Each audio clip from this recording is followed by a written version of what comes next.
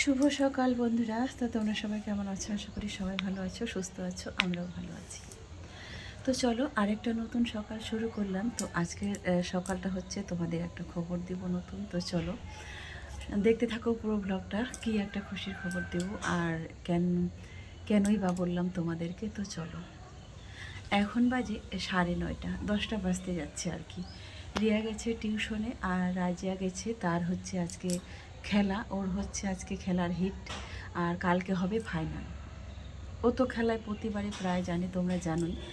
তো তাই আমিও পাঠাই খেলতে, আর সেও যাবে, তার খেলার নেশা প্রচুর, খেলতে যাবে, প্রাইজ নিয়ে আসবে, এটাই ওর নেশা।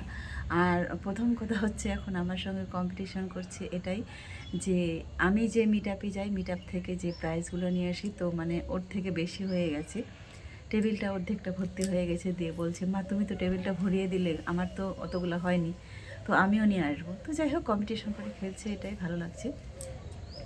তো দুজন চলে গেছে দুদিকে, আর সকাল সকাল তো খাওয়ার কোনো নেই, তো রান্নাটা একটু দেরিতেই হবে আসলে পরে, সেজন্য রান্না এখনও শুরু করিনি। আর এই যে দেখো রোদে বসিয়েছি, আর ওই যে গাছগুলো ওখানে লাগিয়েছি, তো সেইগুলোতে কিন্তু জল দেওয়া হয়নি, এখন জল দিব। আর এইবারে যেন মেদিনীপুরে ঠান্ডাটা কেন জানি না, আমাকে প্রচুর ঠান্ডা লাগছে। তো হয়তো হতে পারে আমার এই যে এটা ফাঁকা আছে দেখো, এখানে কিন্তু বাড়ি খুব একটা কাছাকাছি নেই, অনেক দূরে বাড়ি আছে। আর যেখানে হচ্ছে মানুষজন বেশি থাকে সেখানে কিন্তু একটু গরম বেশি থাকে।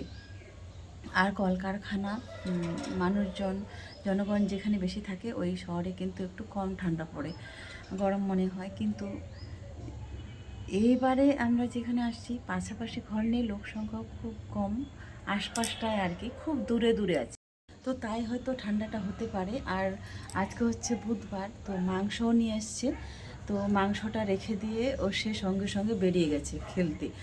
যা আর প্রতিবারই হয় অরবিন্দু স্টেডিয়ামে, কিন্তু এবার অরবিন্দু স্টেডিয়ামটায় নাকি তারা পায়নি, ওটা হচ্ছে বুকিং হয়ে গেছে অনেক আগেই। তাই হচ্ছে করেছে জামবাগান, মানে হেলিপ্যাড মাঠে, যেখানে আমাদের হেলিপ্যাড নামে, এখানে কেউ আসলে হেলিপ্যাড ওখানে নামে।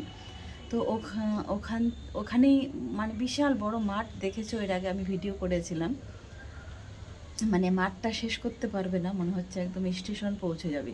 ইনকুরি মাঠ থেকে কয়েক কয়েক মিনিট হাঁটলে তারপরে ওখান থেকে শুরু, স্টেশনের যে রেল লাইন পর্যন্ত মানে চলে গিয়েছে মাঠটা। তো বিশাল বড় মাঠ, আমি দেখিয়েছি মাঠটা দুবার ভিডিওতে, ওইখানে খেলা হচ্ছে। তো আমি আর সঙ্গে গেলাম না, ও মনে হয় টোটোতে গেল, যে কালকে ফাইনাল, কালকে যদি যাই তাহলে কালকে যেতে পারি। আর বাড়িতে কাজও আছে প্রচুর, কাজেও ব্যস্ত আছি। তো চলো এখনকার মতো।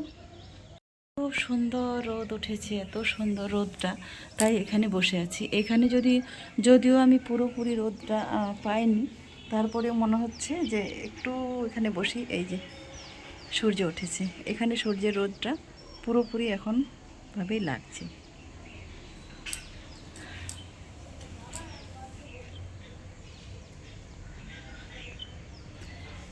এইখানে এই সন্ধেবেলা আর এই সকালবেলা যে পাখির কিচিরমিচিরটা এত ভালো লাগে, মনে হচ্ছে একটা গ্রাম্য পরিবেশ। বিশেষ করে এই বেলকুনিটাই মন কেড়েছে, এত ভালো লাগে পাখিদের আওয়াজ। আর আমরা যখন ঘুম থেকে উঠিনি তখনই দেখবে ওই কাচের যে মানে মানে আমাদের হচ্ছে জানলাটা হচ্ছে গ্লাস, তো ওইখানে এসে ঠক ঠক ঠক ঠক করে মাছরাঙা পাখি দুটো, ঘুঘু পাখি, তো ওদের ডাকে আসলে আমাদের ঘুম ভাঙে।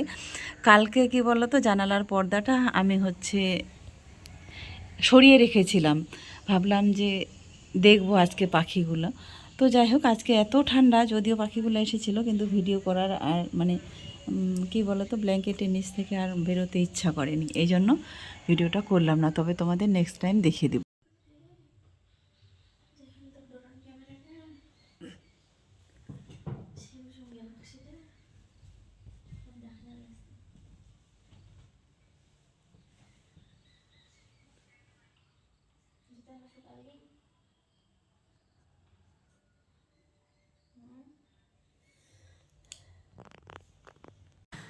তো বন্ধুরা, আজকে তোমাদেরকে চলো একটা বাস্তব কথা বলি। শহরে কত রকম কি নাকি ভেজাল পাওয়া যায়। তো কথা হচ্ছে এই যে আমরা গত কিছুদিন ধরে 2-3 বছরই হয়ে গেল যে আমি যার কাছ থেকে দুধ নিচ্ছি, তো আমার একটু কেমন যেন সন্দেহ মনে হচ্ছিল আর বোঝাও যাচ্ছিল। কারণ আমার মা যখন আসে তখন এই দুধটা যখন জাল দেয় তখন বুঝতে পারে, তখন আমাকে বলে, তুই এটা কি দুধ নিচ্ছিস নাকি দুধ পাউডার? তো যাই হোক, আমি ঠিক ততটা তারপরেও বুঝতে পারিনি। যদিও বাড়ির দুধ খেয়েছি, গায়ে গরু সমস্ত কিছু বাড়িতেই পালন করেছি, তারপরেও কিন্তু অতটা বুঝতে পারিনি। আমরা তো জানি যে শহরে কোনো কিছুই খাঁটি পাওয়া যায় না। তো বেশ কিছুদিন হলো দুধটা যখন কেউ খাচ্ছিল না, তো আমি সরটা জাল দিয়ে দিয়ে সরটা তুলে রেখেছিলাম। মোটামুটি যতটাই হয়েছিল, তো যাই হোক তবুও 500 মতো হয়েছিল মনে হচ্ছে। তো সেটাই আজকে জাল দিচ্ছি, তো পুরো তোমরা দেখতে থাকো। তো এই যে পুরো দুধটাই এরকম করে জাল দিলাম। জাল দেওয়ার পরে আমি তো বাড়িতে ঘি বানিয়ে দেখেছি, যেহেতু বাড়ির গাই ছিল, গরু ছিল, তো বাড়িতে বানিয়েও দেখেছি সেটা কেমন হয়। তো বানাতে বানাতে মানে কি বলবো, পুরো সময়টাই চলে গেল, কিন্তু ঘি আর চোখেই দেখতে পেলাম না। তারপরেও যেন কি বলবো, আর যেন কোনো ভাষাই খুঁজে পাচ্ছি না। তো ভাবছিলাম বেশ কিছুদিন জমানো হয়ে গেল, আর আমি কাল পরশুর মধ্যে আমাকে একটু যেতে হবে বাড়িতে। তো কেন যাচ্ছি, কী কারণে যাচ্ছি সেটা অবশ্য তোমরা দেখতেই পাবে। একটা কাজের জন্য যাচ্ছি। হঠাৎ করে তোমরাও আবার বলবে যে হঠাৎ করে কেন বাড়িতে যাচ্ছি, বাড়ির কথা আবার কেনই বা বললাম। তো আশা করি তোমরা পুরোটাই দেখতে পাবে। খুব ইমার্জেন্সি একটা দরকার আছে। তো ভাবলাম তাহলে এটা তো আর জমাতে পারবো না, থাকবে না, আর কিভাবে রেখে যাব। আজকে হচ্ছে বুধবার, সকাল থেকে আমাদের বাড়িতে কোনো উনান জ্বলেনি। আরও একটা বড় সমস্যা, এখন বাজে 5টা।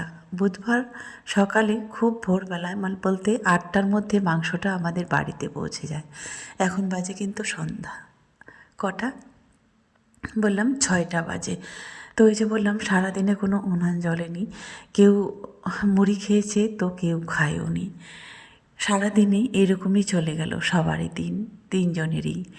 তো কী আর বলবো, চলো ওইভাবে দিনটা চলে গেল। তারপরে এই সন্ধ্যাবেলায় যখন উনানটা জ্বললো তখন ভাবলাম আচ্ছা ঘিটা তো জমিয়েছিলাম সেটাও বানিয়ে নিই না কেন।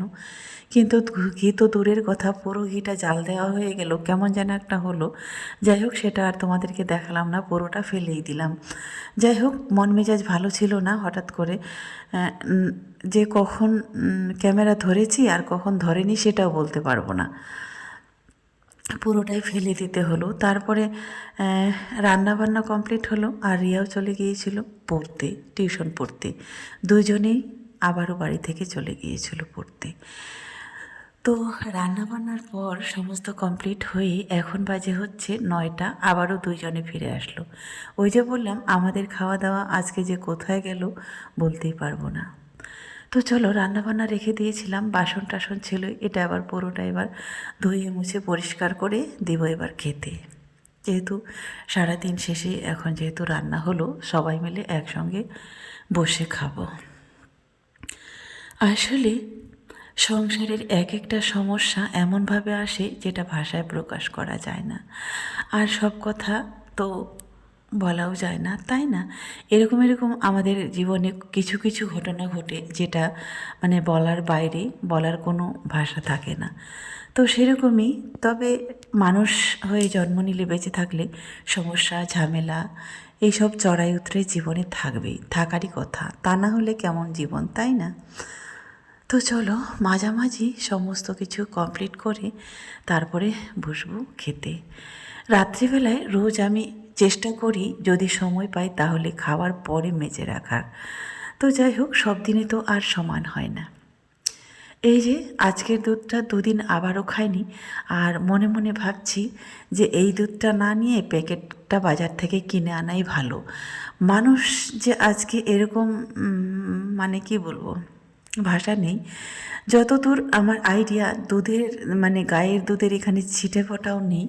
তো জানি না কিভাবে পাউডার মিশিয়ে না কিভাবে বিক্রি করে, যখন জাল দিই কোনো সেন্টে বেরায় নেই।